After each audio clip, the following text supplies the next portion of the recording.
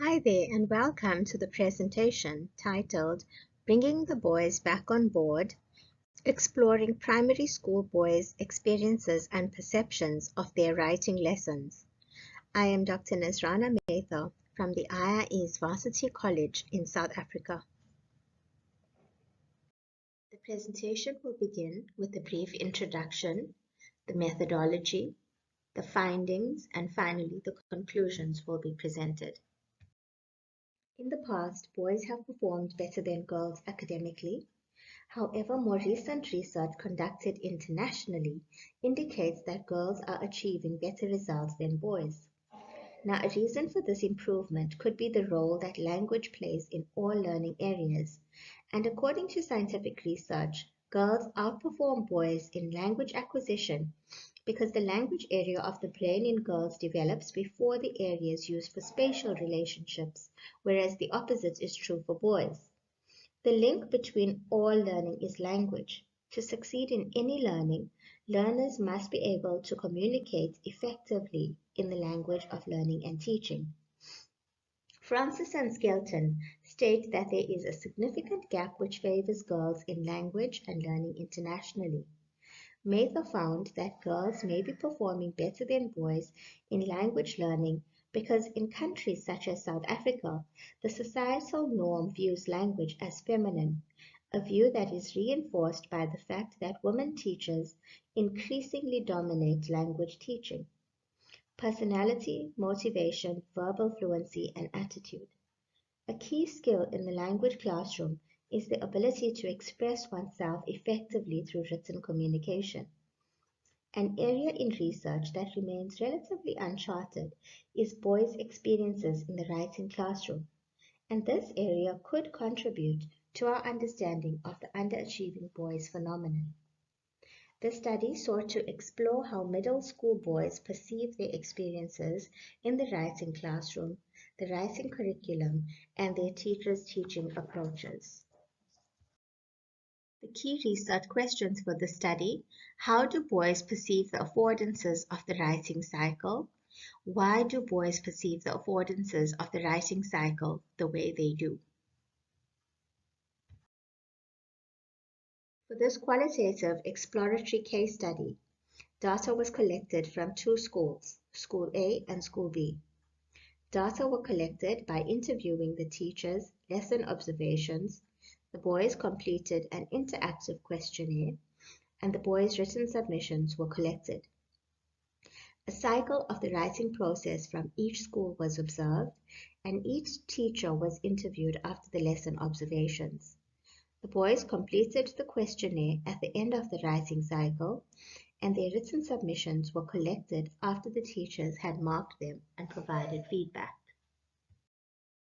The data that were analyzed for this study were video recordings from the interviews and lesson observations. 3 lessons were observed in School A and in School B. Recordings and notes from the structured observation schedule. The boys' responses to the questionnaire and their written submissions. There were 21 from School A and 18 from School B. Recordings from the lesson observations and interviews were transcribed and coded using axial coding. Thematical analysis was used to analyze the interview, questionnaire, and observation data. Finally, typology sampling was used to categorize the learners' submissions. Informed consent was obtained from all the participants. They were assured that all data collected would be kept confidential. Their names were changed and pseudonyms have been used. Challenges experienced by boys. When providing a response to the question, what do you find most difficult about writing in the activity-based questionnaire? A few boys wrote planning, writing your own story, and writing without knowing what to write about. By planning an introduction that captures the boys' attention and that has clear, explicit, and achievable outcomes, the teacher can motivate them to complete the writing. In School B, a pair of boys explained that they did not enjoy the planning stage because they did not know what to write about. This may be because they could not decide on a topic or because the type of story that needed to be written had not been adequately scaffolded. Another boy said that he did not know where to write it, which could indicate that he was not familiar with how to structure a mind map. This is supported by his and most of the other boys in the class, as they submitted poorly complete mind maps. Other writing challenges that the boys from both schools conveyed in the activity-based questionnaire are as follows. Most indicated spelling, followed by punctuation, and then correct grammar. Due to the seating arrangement in both schools, most boys swapped their work with girls to have their drafts peer edited. However, in School A, some learners had to walk around the class trying to find someone to edit their work, as their partner, who they sat with, had not completed their draft for homework.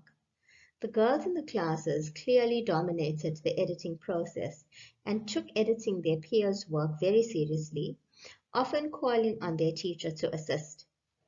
During the editing process, a few minor arguments broke out between the boys and their female peers over corrections that were made. One altercation involving a boy and his female peer arose from the fact that the girl felt that he did not want to listen to her and make her suggested corrections. He responded by saying that he was tired of her always checking his work and telling him what to do.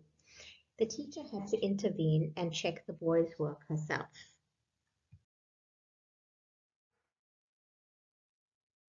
The process genre approach to writing foregrounds the importance of understanding the purpose for writing the genre, the language associated with the genre, and the context in which the writing happens. To determine what other genres boys in the study had previously written, they were given the following instruction in the activity-based questionnaire.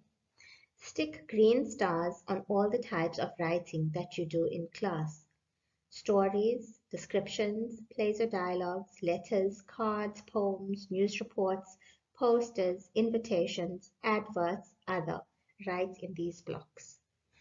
In both schools, almost all the boys stuck green stars on most of the types of writing, and during the interview, their teachers also indicated that they had taught their learners how to write a variety of texts. Although this suggests that they had been exposed to writing for different purposes, when completing the activity-based questionnaire, the genres that most boys in both schools indicated that they enjoyed writing were action, adventure, and comics. The instruction in the workbooks that the learners were given in School A was to write a description of a dream. Following the prompts that were provided could also lead the learners towards writing a narrative essay, as they would be writing in the first person, sequentially using connectives that signal time, which are all language features of the narrative essay. Also, if one considers the structure that the learners' stories followed, it was more of a narrative text structure orientation to introduce the characters and setting prompt 1, events leading to a complication, and the resolution. In contrast, the descriptive text structure begins with general orientation of the subject, followed by a description of features or characteristics of the subject. Therefore, the learners were expected to write a story or narrative essay in which they described a dream or nightmare. Now, what I am highlighting here is the importance of topic choice and wording, especially at middle school level, where learners are still new to many genres and could become easily confused and unable to distinguish between the different types of text. In School B, the learners were asked to write a story on a topic of their choice. The word story was in use to indicate the type of text, but both teachers did not use the word narrative. So later in the schooling careers, when learners are asked to write a narrative, they would be unfamiliar with the word. The conclusions drawn from the data are as follows. Firstly, writing was not selected as a favored skill, as the boys in the study experienced many challenges during the stages of the writing cycle. Secondly, the implementation of the conflated process genre approach places high demands on teachers, as it requires the teacher to have a balance of content, pedagogical knowledge, context knowledge, and the ability to use positioning appropriately during each stage. It can be concluded that teachers need to be knowledgeable about how to cater for boys' different learning needs and styles when planning their lessons.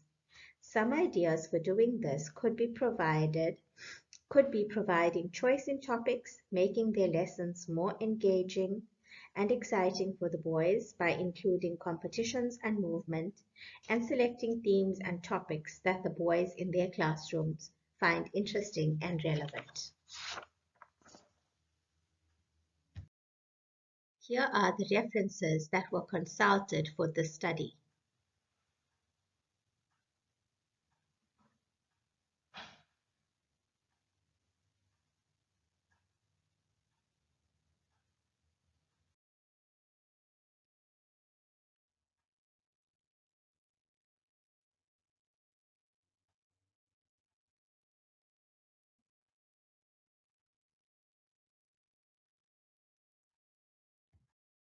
Thank you for your time to view my presentation.